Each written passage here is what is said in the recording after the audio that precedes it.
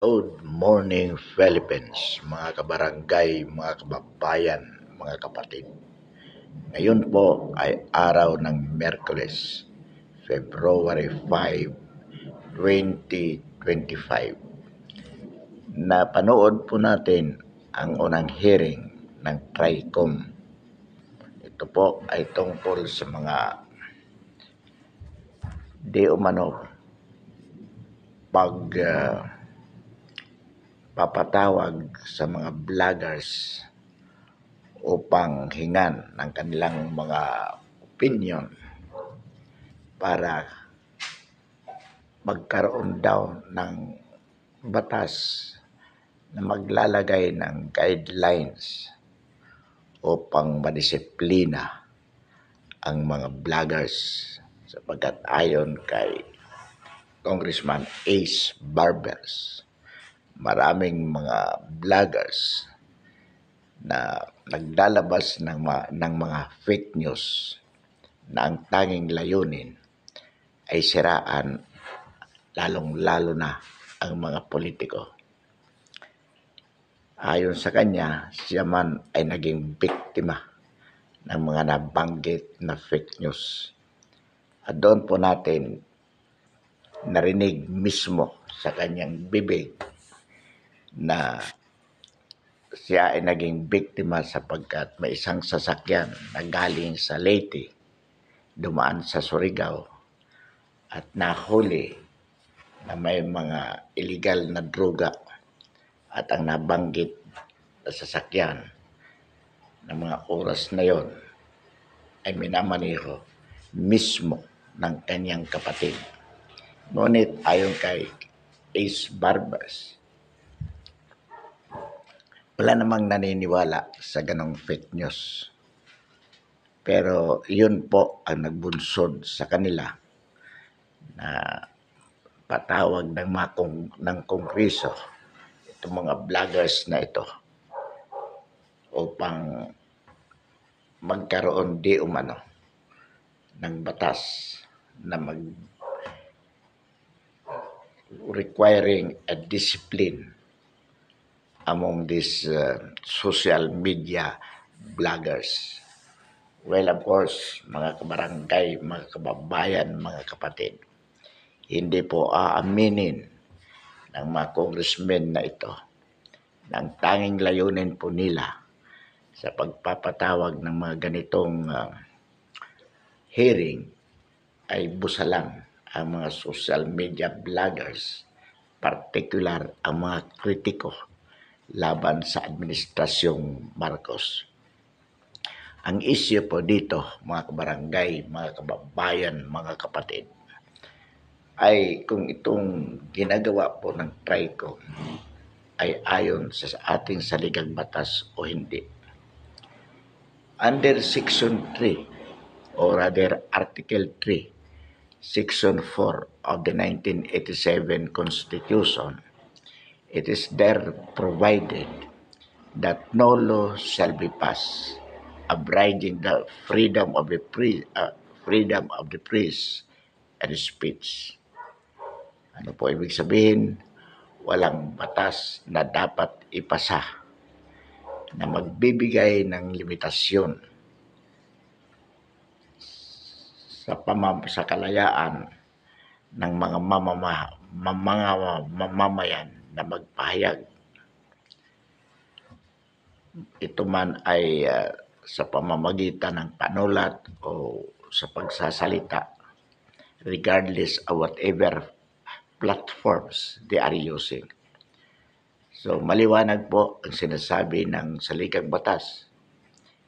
Walang batas na dapat ipasa na sasagka sa kalayaan ng pamamahayag, be it in writing or verbal. Sa makatwid po, mga kabarangay, mga kababayan, mga kapatid, itong ginagawa ng Quadcom o rather ng TRICOM ay labag sa saligang batas sapagkat ito po ay ang kanilang sinasabi ay upang makagawa sila ng batas which according to the Constitution no law shall be passed. Ito pong pagpapatawag ng TRICOM, pag-iimbestiga ukol dito, is in aid of legislation. So, kung sila ay nagpapatawag para makatulong, pinagtatawag ang mga vloggers para makatulong, para sila ay makagawa ng batas na magbibigay ng limitasyon sa ating pamamahayag.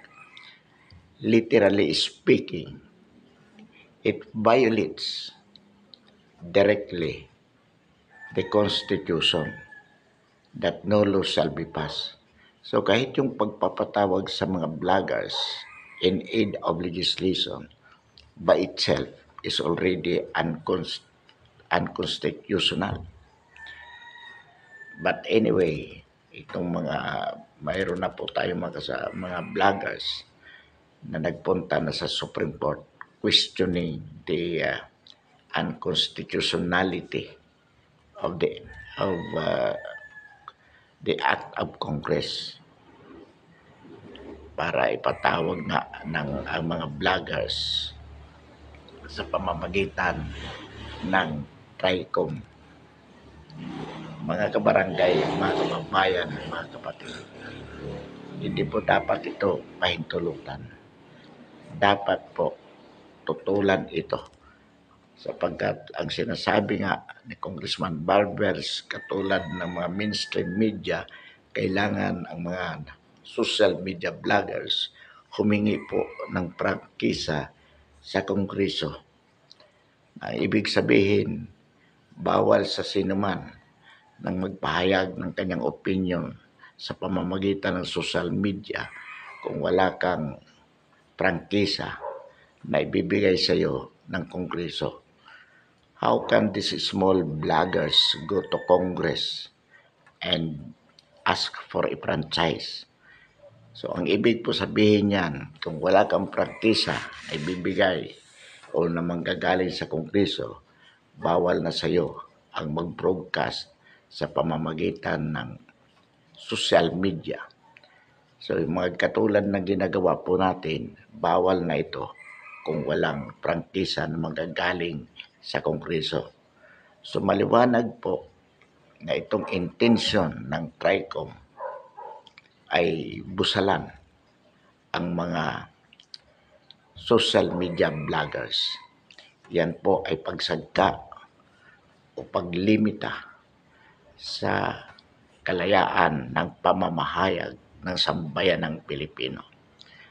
Maliwanag naman po mga kabarangay, mga kababayan, mga kapatid, ang intensyon ng Kongreso, busalan ang mga social media na nagpapahayag laban sa kanilang mga katiwalian sapagkat alam po naman natin ngayon sa ilalim ng administrasyong Marcos ay talaga naman pong talamak ang katiwalian, lalong-lalo na po ang pagnanakaw sa kabayan ng bayan at mismo ang Kongreso sa ilalim ni Speaker Martin Romualdez ang kasabwat sa sindikatong ito ng pagnanakaw sa kaban ng bayan.